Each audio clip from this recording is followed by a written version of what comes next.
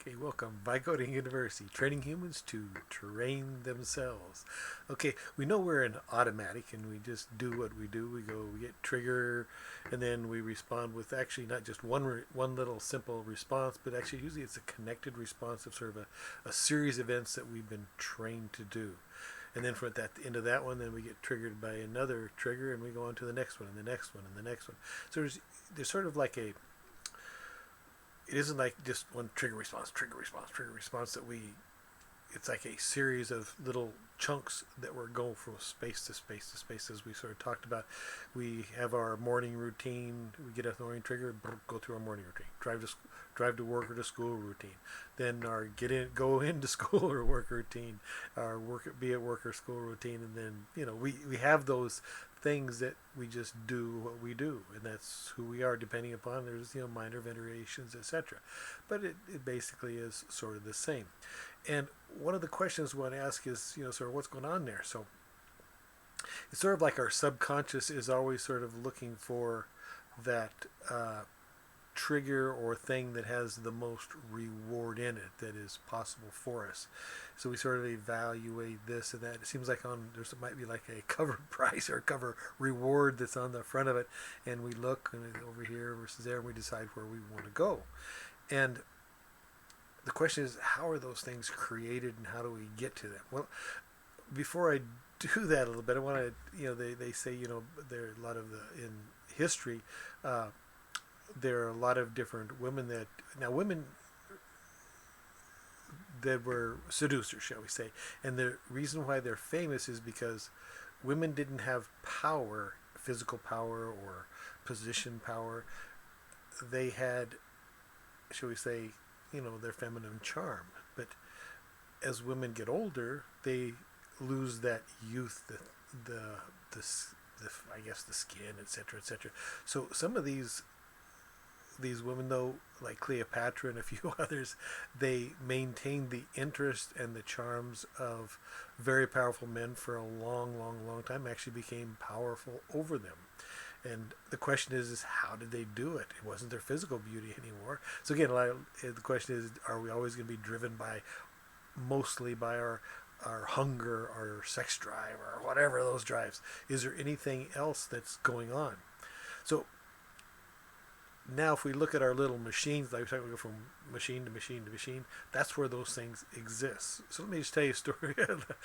Let's say mom makes great chocolate chip cookies, okay, and she does. And I mean, she does them because they're packed with love, shall we say? Okay, and they really are. So here they are. Here, mom's thinking, you might be off at college and saying, I'm going to make some chocolate chip cookies and send them to my hardworking student. And she sits there and she knows exactly how much butter and how much flour and how much of this and stuff. And as she does each step, she goes, and she can feel you tasting the cookie, and she can sort of give you a hug with that in her mind, and she feels as she does that step all those things going on. Okay, and then she goes, so she got the texture just right, and then she goes, okay, now we got to get to the chocolate chip cookies, and she gets in there and got to get the right brand, the right this, right that, so it just is perfect. And as she puts in the chocolate, she just loves it, and it drives her to want to do this again and again and again, because as she's doing it, she's loving you and feeling being loved by you. It's very rewarding for her. So she does that, and then she gets to the next step, and she thinks, I really like what nuts in, but my son or daughter doesn't like it when that's in, so I'm doing it for them. But she goes, oh man, she's being tempted. See, so now the trigger is the nuts are tempting her to go in a different direction. But she goes, no, I'm not going to do that, because she's got this, what she's doing it for them. And so so she's held solid to to what she's going for, the power of her dream there. And then she goes to put the nuts away into the refrigerator, or where she keeps them, I guess, in the refrigerator. She sees this carton of milk. And she can just see a naked glass of cold milk being poured, and a chocolate cookie with nuts, and she says, how good it would taste.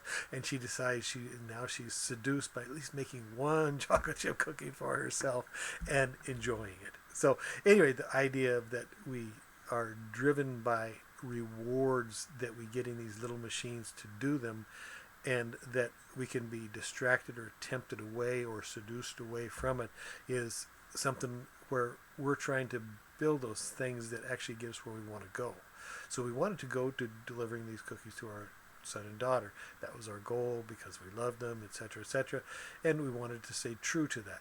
Okay, but there was temptation, there was seduction, etc. They want to see that those things going on as well. Now, what I want you to get is that one of the things we might not realize is we have a lot of control over these things, and we also might not be very experienced or practiced. Practice, I think, is the better term.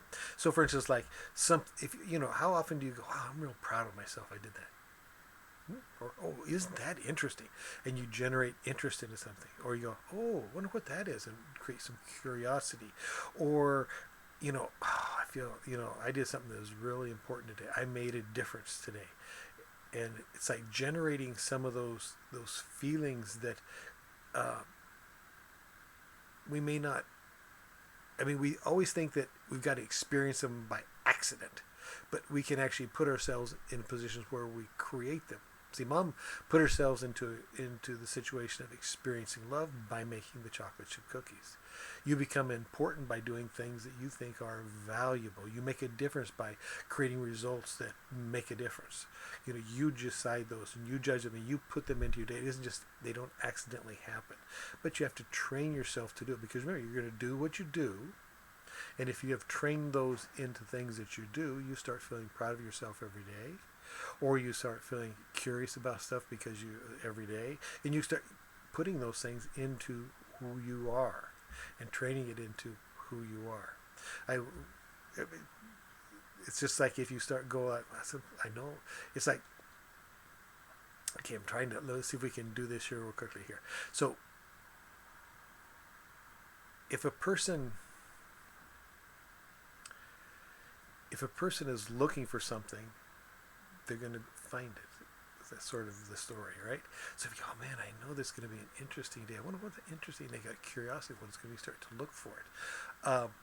And there's this more of this relationship depth that you can put. You start putting relationships together, and you can create more and more dynamics. It's like I was listening to my aunt play the piano. She was doing one note at a time. Then all of a sudden, you did two notes. The relationship started to work there, and you started to, you know, things started to have meaning and value, and there was more there than met that. And there's a lot of times I think things are boring, right? And you know, I've got to find the article. I just heard it the other day on Mark Twain, how he became a riverboat captain, and he would read the river, and he writes it in such a way that the river is, you know, it just pulls you into the story of what's going on and what's happening and how it's working, and that allowed him as a riverboat captain to successfully navigate the very dangerous Mississippi River, where there's you know sand and all sorts of places where he could get his boat in trouble. Anyway, the key is we need to get practiced and start to create these things so that there's more to life than meets us on the surface. It isn't always accidental, and we aren't always going to be trained to see it. We're going to have to start looking for them and creating them. Anyway, so the idea is that we go from, you know, productive unit to productive unit, and that's sort of a lot of people, when we get that, and it's all very rewarding and very challenging, we call that flow. Okay, but when it takes us in places where we, you know, where we get taken away, and we're taken away into places where we're tempted and we didn't want to eat the chocolate cookies, we didn't want to get fat, you know, we call that temptation. And if someone else is doing it to us, we sort of go, oh, I don't want to go there, but I don't want to go there. We're called being seduced. Okay, so those are just the things. But the key is we are an automatic. Okay, and if we learn to see how that thing works together, our trigger responses, we can have more control over our lives. Okay, this is By Coding University, training humans to train themselves. All right, just a little introduction of what we're in for.